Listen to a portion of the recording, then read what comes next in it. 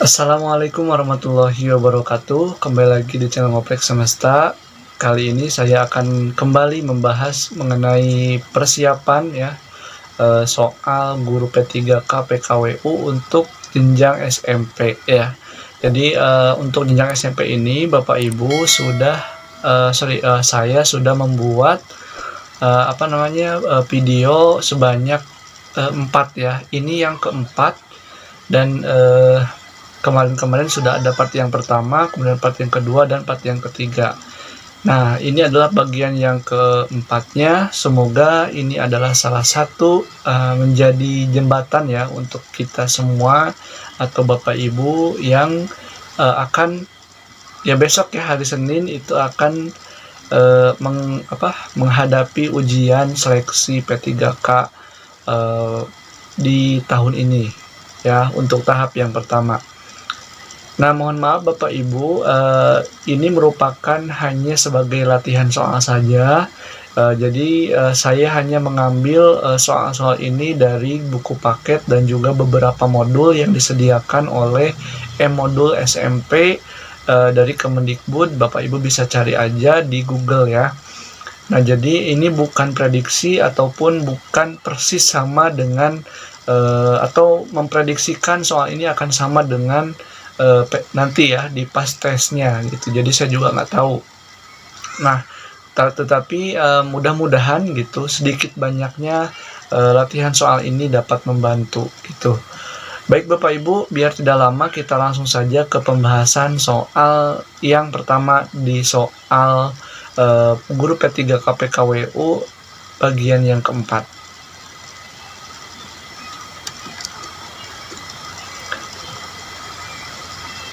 Nah, baik Bapak Ibu, waktu itu kita sudah membahas sampai dengan soal 55. Nah, sekarang adalah soal yang ke-56.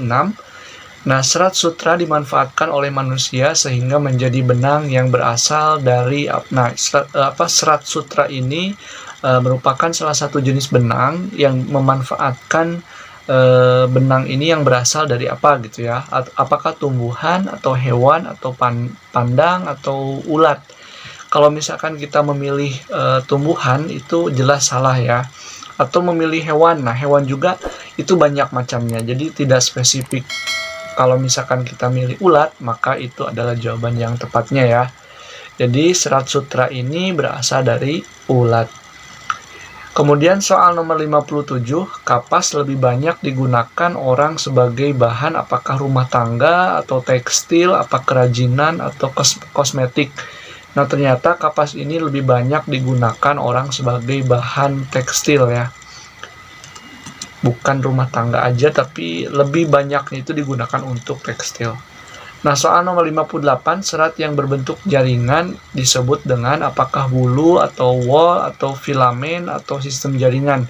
Nah, yang benarnya itu adalah filamen ya. Jadi, serat yang sudah berbentuk dalam bentuk jaringan itu biasa disebut dengan filamen.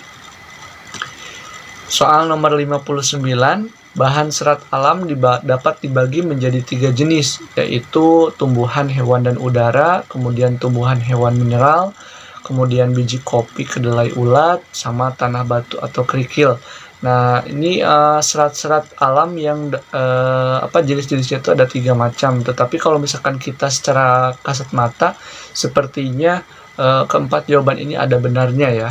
Tetapi yang sudah sesuai dengan teori yang ada bahwa serat alam ini dibagi menjadi 3 jenis, yaitu yang pertama itu dari tumbuhan, jadi serat alam yang berasal dari tumbuhan, kemudian dari hewan ya, serat alam yang berasal dari hewan, kemudian satu lagi adalah bukan dari udara tetapi adalah mineral. Jadi jawabannya yang B ya.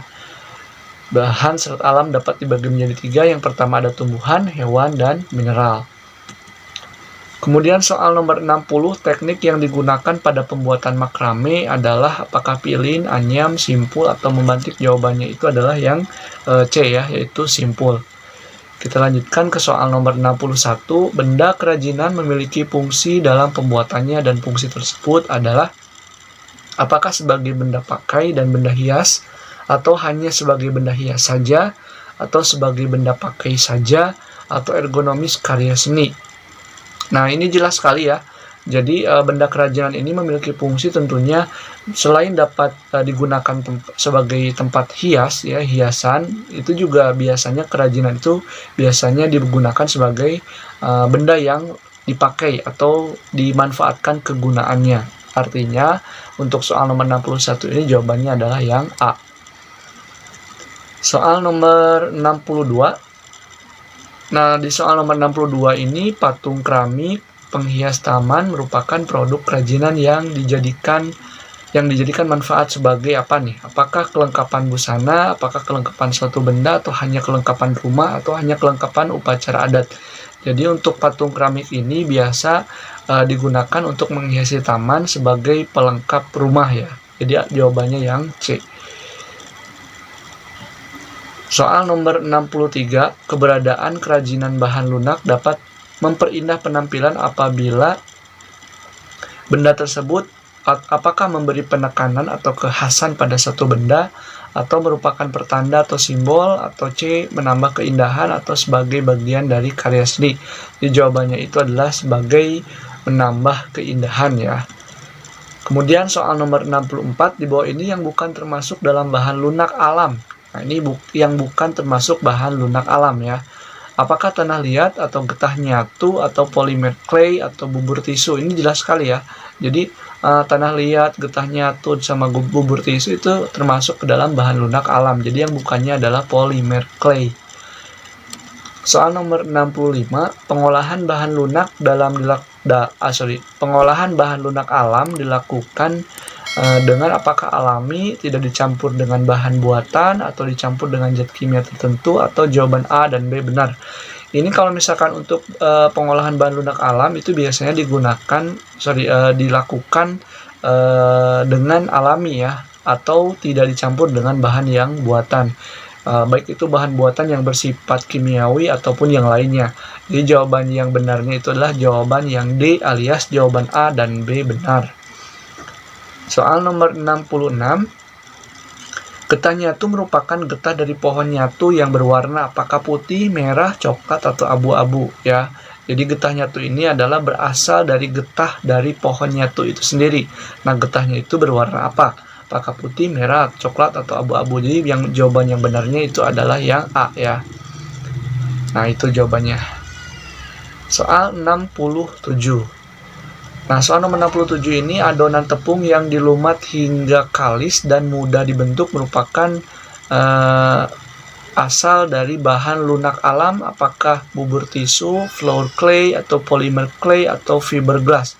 Nah, jawaban yang tepatnya itu karena adonan tepung itu ya B ya, flour clay. Gitu. Kemudian soal nomor 68, dalam prosesnya, berikut ini adalah pernyataan yang benar tentang flour clay.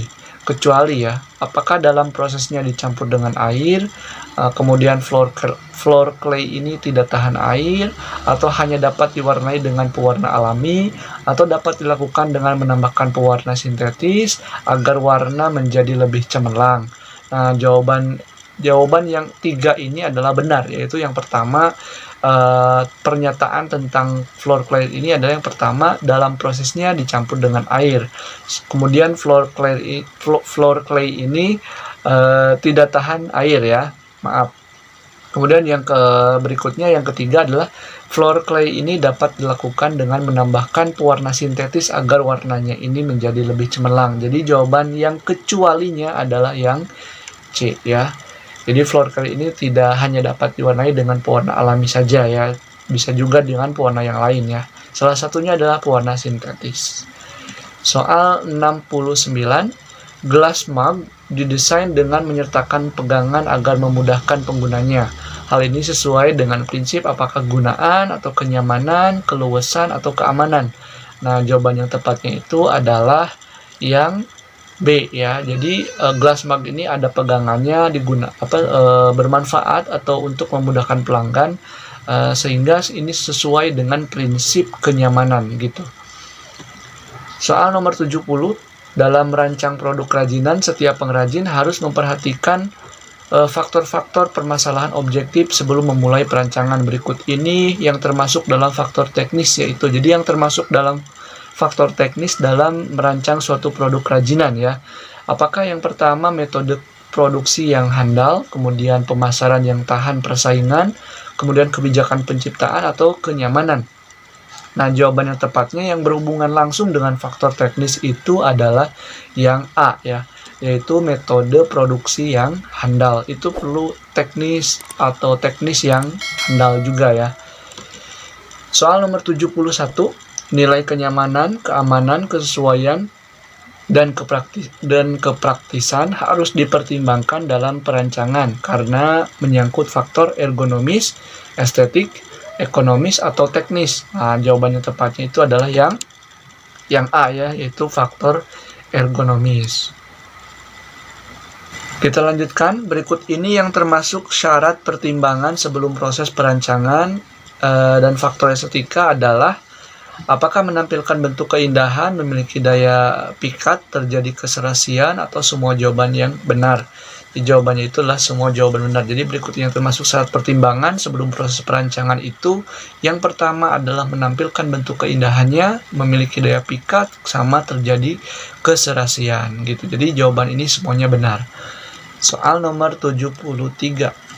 Proses perancangan harus mempertimbangkan faktor kondisi lingkungan yang memuat apakah nilai budaya, kondisi lingkungan wilayah setempat, perupaan atau pewarnaan, atau jawaban A dan B benar. Nah, jawaban yang tepatnya itu adalah yang D ya. Jadi jawaban yang A dan B benar ya. Karena ini faktor kondisi lingkungan ya yang harus diperhatikan. Jadi yang pertama adalah nilai budayanya sama kondisi lingkungan wilayah setempat. Soal nomor 74, produk bahan keras alam makin lama semakin menipis keberadaannya dibandingkan dengan produk bahan keras buatan. Hal ini dikarenakan karena apakah daya jualnya yang tinggi atau lebih praktis dan ekonomis, atau bahan yang suka didapat, pembuatan yang semakin mudah dengan pelibatan teknologi. Kenapa nih bahan yang alami ini ternyata sekarang lebih sulit ditemukan ya, atau sulit ditemukan keberadaannya, makin menipis gitu. Sedangkan produk yang berasal dari buatan, bahan keras buatan itu biasanya lebih mudah ditemukan. Ternyata mengapa hal itu terjadi dikarenakan bahannya itu yang sukar didapat ya. Yang alam itu biasanya sukar didapat. Soal terakhir yaitu soal nomor 75. Berikut ini yang termasuk dalam bahan-bahan keras alam adalah yang pertama apakah kayu bambu rotan, kemudian kaca besi kayu, kayu kaca rotan, atau kaca besi timah. Nah, dari keempat pilihan ini yang tidak ada kacanya itu hanya di A aja. Jadi jawabannya sudah jelas sekali. Jawabannya adalah yang A. Nah, mungkin itu aja yang bisa saya sampaikan Bapak Ibu. Mudah-mudahan bermanfaat dan channel ini bermanfaat untuk Bapak Ibu semua dan menjadi salah satu jembatan untuk meraih menjadi seorang ASN P3K khususnya guru PKWU. Nah, cukup sekian. Mohon maaf bila ada kekurangan. Nah, jika ada jawaban yang kurang tepat, kemudian pilihan jawabannya ada yang salah atau apapun itu, silakan langsung aja diisikan di kolom komentar karena saya pun sama-sama belajar. Terima kasih sekali lagi. Jangan lupa terus mendukung channel ini agar terus berkembang dan jangan lupa terus selalu dukung channel-channel pendidikan. Salam ngoprek. Salam pendidikan. Assalamualaikum warahmatullahi wabarakatuh.